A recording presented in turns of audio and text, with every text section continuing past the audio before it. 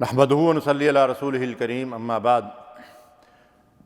ناظرین کرام، ابن ماجہ کی روایت ہے، نبی کریم صلی اللہ علیہ وسلم نے فرمایا، جب کسی قوم میں بے حیائی یعنی بدکاری اعلانیہ ہونے لگے تو ان لوگوں میں طاعون اور ایسی وبائی امراض پھیل جاتی ہیں جو ان کے پچھلے لوگوں میں نہیں تھی۔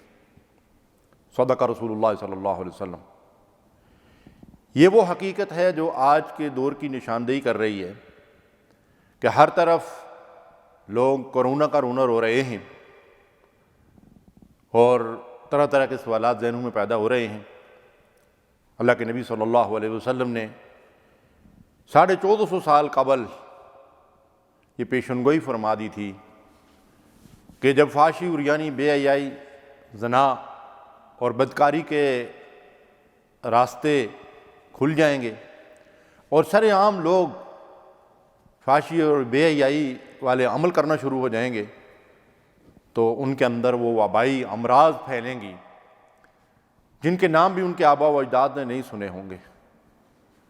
اور قرآن مجید اس کے بارے میں اور وضاحت کے ساتھ اس بات کو کھول کر بیان کرتا ہے کہ دنیا میں جو مصیبتیں، پریشانیاں اور فتنے رونما ہوتے ہیں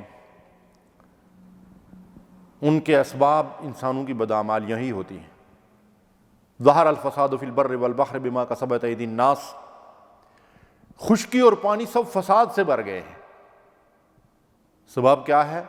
بما کسبت ایدی الناس، انسان کی بدعمالیاں، اس کے گناہ کہ اس نے اللہ کی اطاعت و فرمانبرداری کا راستہ چھوڑ دیا ہے۔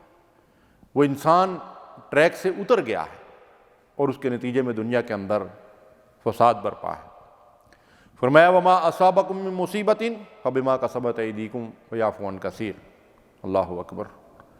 اللہ ارشاد فرماتے ہیں کہ جو مصیبت بھی تم پہ آتی ہے، جو وبال بھی آتا ہے، جو فتنہ بھی رونما ہوتا ہے، فبما کسبت ایدیکم، وہ تمہارے ہاتھوں کی کمائی کی وجہ سے ہوتا ہے۔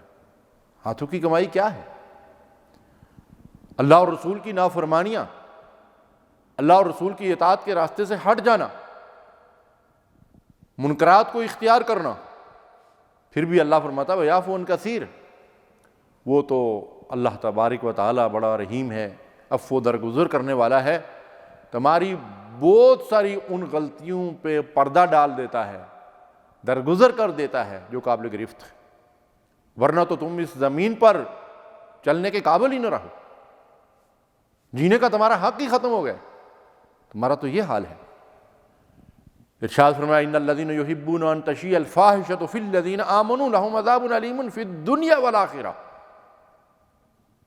بے شک وہ لوگ جو اہل ایمان میں فحش پھیلانے کی خواہش رکھتے ہیں، اس کی کوشش کرتے ہیں، اہل ایمان کے اندر، مسلمانوں کے اندر، مسلمان ملکوں میں جو لوگ فحشی عریانی، بے حیائی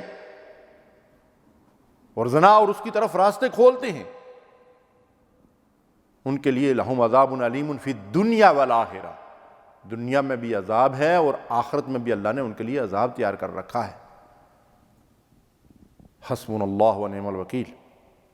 ناظرین کرام، ذرا غور فرمائیے، اللہ اور اس کے رسول نے کوئی بات چھپا کر نہیں رکھی۔ آج جو ہمارا حال ہے وہ کیا ہے؟ فحشی عریانی، بے حیائی اور زنا کے راستے مسلمان ملکوں میں آسان ہو گئے ہیں، ونڈوز کھل گئی ہیں،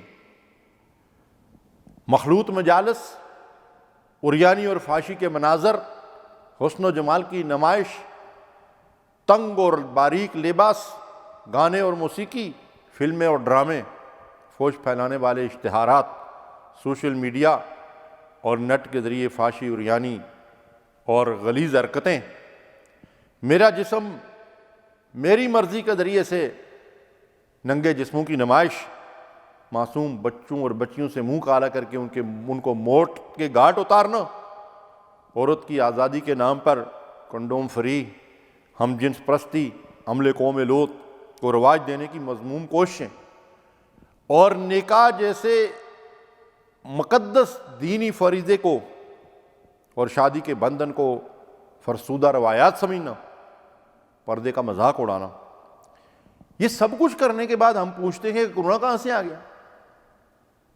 یہ تو ہمیں اپنے آپ سے سوال کرنا چاہیے۔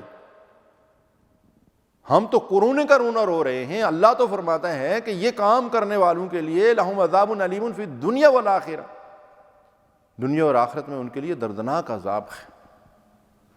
تو ناظرین کرام، یہ چھوٹے چھوٹے عذاب اللہ اس لیے بھیج رہا ہے، یہ تکلیفیں ہمیں اس لیے دے رہا ہے، یہ آزمائشیں ہمارے اوپر اس لیے آ رہی ہیں کہ ہم رک جائیں، رجوع کر لیں، باز آ جائیں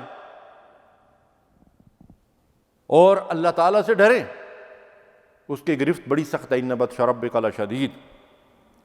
اس لیے آئیے سب مل کر اللہ سے دعا کریں، ربنا ظلمنا انفسنا وَإِن لَّمْ تَغْفِرْ لَنَا وَتَرْحَمْنَا لَنَكُونَنَّ مِنَ الْخَاسِرِينَ لا الہ الا انت سبحانک انا کنا من الظالمین حسبنا اللہ ونعم الوکیل یا حی یا قیوم برحمتک نستغیث آمین یا رب العالمین۔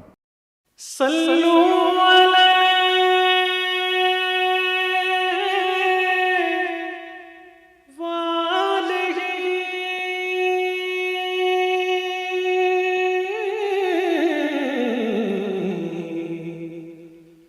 صلوا علیہ وآلہ صلوا علیہ